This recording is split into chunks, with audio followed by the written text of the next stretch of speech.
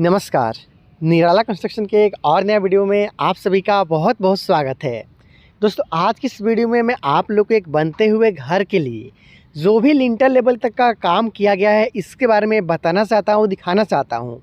बहुत सारे लोग अपने घर को स्टेप वाइज बनाते हैं, जैसे कि प्लिंथ लेवल तक का काम कराते हैं, कुछ लोग लिंटर लेवल तक का काम कराते हैं, वो कुछ दिन के लिए छोड़ देते हैं, फिर बाद में आगे का काम को करवाते हैं। तो अगर आप एक बार में इतना काम करवाते हैं या फिर यहाँ तक काम कराते हैं तो आपका कितना रुपये तक खर्चा आ सकता है, किस तरीके से काम करवाना है आपको, इसके बारे में जानकारी देना चाहता हूँ। इस घर का फ्रंट एलिवेशन की बात की जाए तो वहाँ से लेकर यहाँ तक है जो कि 35 फीट का है। साइड एलिवेशन यहाँ से लेकर यहाँ तक 25 फीट का है। अगर स्क्वायर फीट का बात कर ले तो 875 स्क्वायर फीट में इस घर का काम को किया जा रहा है। लिंटल लेवल तक का काम यहाँ पे कंप्लीट हो चुका है, मतलब जो लिंटल बीम का काम किया जाता है वहाँ तक पूरा जोड़ाई का काम यहाँ पे कंप्लीट किया जा चुका है। हालांकि हम लोग घर के अंदर भी चलेंगे। आप एक चीप एंड बेस्ट कॉन्सेप्ट पे बनता हुआ ये घर को देख पा रहे हो, जिसे ग्रामीण इलाका में बनाया जा रहा है। इस घर के लिए जो कॉलम का इस्तेमाल किया गया है, जो बीम का इस्तेमाल किया गया है, वो भी काफ़ी ज़रूरी हो जाता है आपके लिए जानना, चूँकि आप इस घर में कंस्ट्रक्शन कॉस्ट के बारे में भी जानने वाले हैं। जिस तरीके से कॉलम का इस्तेमाल करते हैं खर्चा उसी के हिसाब से आता है। तो यहाँ पे जो आप कॉलम देख पा रहे हैं यहाँ पे 4 सरिया का इस्तेमाल किया गया है, 12 mm का, और ये जो आप रिंग देख पा रहे हैं ये 8 mm का है। देखिए 4 जो सरिया है वो 12 mm का, और ये जो रिंग है ये 8 mm का यूज़ यहाँ पे किया गया है। इसके साथ साथ जो कॉलम के लिए साइज़ है या फिर जो फुटिंग है इसके बारे में बता देते। तो देखिए यहाँ से लेकर यहाँ तक 9 इंच, यहाँ से लेकर यहाँ तक 9 इंच, मतलब 9 इंच बाई 9 इंच का साइज़ में ये कॉलम है। और इसका ऊपर का कास्टिंग का काम है वो बाकी। नीचे तो जो इस घर के लिए कुर्सी का लेवल है उसके नीचे आप देख पा रहे हो कि यहाँ पे कॉलम का काम वो किया गया है।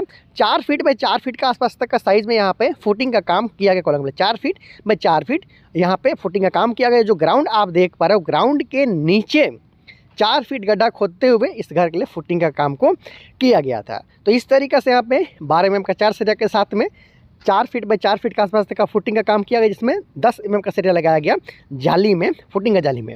ये जो बीम आप देख पा रहे हो ना, इसके बारे में थोड़ा सा आप जान लीजिए।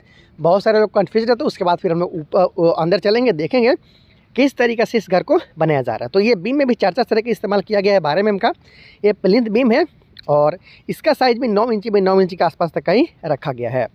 हालांकि इस लेवल पे घर के लिए फ़र्श का ऊंचाई नहीं रखा गया है।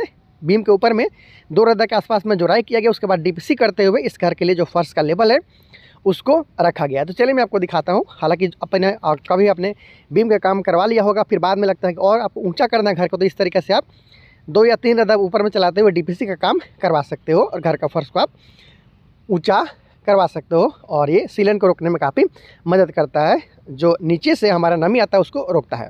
तो इस तरीके से जो कंस्ट्रक्शन किया गया है, इधर सीढ़ी है लेफ्ट साइड में, राइट साइड में इस घर के लिए किचन है। चलिए जल्दी से चलते अंदर, देखते हैं किस तरीके से काम किया गया है। ग्रामीण इलाका में ये बनता हुआ घर है और लगभग 4.25 फीट में 7 फीट के आसपास तक का मेन एंट्रेंस। जैसे ही आप घर में एंटर करते हैं आपको छोटा सा खाली जगह मिल जाता है। इसे आप हॉल बोल सकते हो, डाइनिंग एरिया बोल सकते हो, जो भी बोलना है आप इसे बोल सकते हो, क्योंकि इतना ही जगह खाली यहाँ पे छोड़ा गया है। लेफ्ट साइड में यहाँ पे इस घर के लिए जो सीढ़ी है वह उसका काम किया जा रहा है। यहाँ पे आप देख पा रहे हैं तो घर के लिए हो गया पहला रूम। यहाँ पे कॉमन टॉयलेट और बाथ बनाया जा रहा है। इसके साथ साथ इस कॉर्नर पर हो गया इस घर के लिए दूसरा रूम। तो 2 रूम के साथ में दोनों के बीच में कॉमन यहाँ पे टॉयलेट और बाथ बनाया जा रहा है। राइट साइड में इस घर के लिए जो किचन है उसका काम किया जाएगा, आप यहाँ पे देख पा रहे हो। तो सिंपल में इस घर का काम को किया जा रहा है। लो बजट का ये घर है, आप यहाँ पे आसानी के साथ देख सकते हैं। लगभग 7 फीट बाई 8 फीट के आसपास तक का ये किचन हो गया। उसके बाद ये इधर रूम हो गया, ये आप यहाँ पे देख पा रहे हैं। और अगर बात कर ली जाए रूम का तो लगभग 12.5 फीट बाई 13 फीट के आसपास तक का ये दोनों रूम का साइज़ रखा गया है। और जोड़ाई का बात कर लिया जाए तो देख सकते हो यहाँ पे कि अंदर का जो दीवार है वो 5 इंची के लिए यहाँ पे रखा गया है। बाहर का दीवार सारा तो 10 इंची का आपको रखना ही रखना है। नीचे का फर्श वगैरह बनाने का काम पूरा बाकी है। ये मिट्टी डालते हुए मिट्टी को बैठने के लिए कुछ समय के लिए छोड़ा जाता है, उतना ही तक ये काम यहाँ पे आप देख पा रहे हैं। तो देखिए ये ब्रिक वर्क आप आसानी के साथ देख सकते हैं। जो इसका बीम और कॉलम का काम किया गया उसको देखा आपने। देखिए ये जो बाहर का दीवार है इस तरीक़े से 10 इंची के साथ में रखा गया है, और जो अंदर का दीवार है जिसे हम लोग पार्टीशन वाल बोलते हैं वो यहाँ पे 5 इंची के साथ में रखा गया है। तो काम आपने देख लिया है कि इस घर को 2 कमरा के साथ हॉल, किचन, टॉयलेट, बाथरूम के साथ सीढ़ी वाला बनता हुआ ये घर है। अगर आप इस तरीके से अपने घर के लिए डिजाइनिंग करवाना चाहते हैं, चीप एंड बेस्ट, तो आप उससे बात कर सकते हैं, मैं आपके लिए नक्शा बना सकता हूँ। तो दोस्तों काम तो आपने देख लिया है, अब बात आता है कि आखिर इतना काम करवाने में कितना रुपये तक का खर्चा आया हुआ है या फिर 2025 में आ सकता है।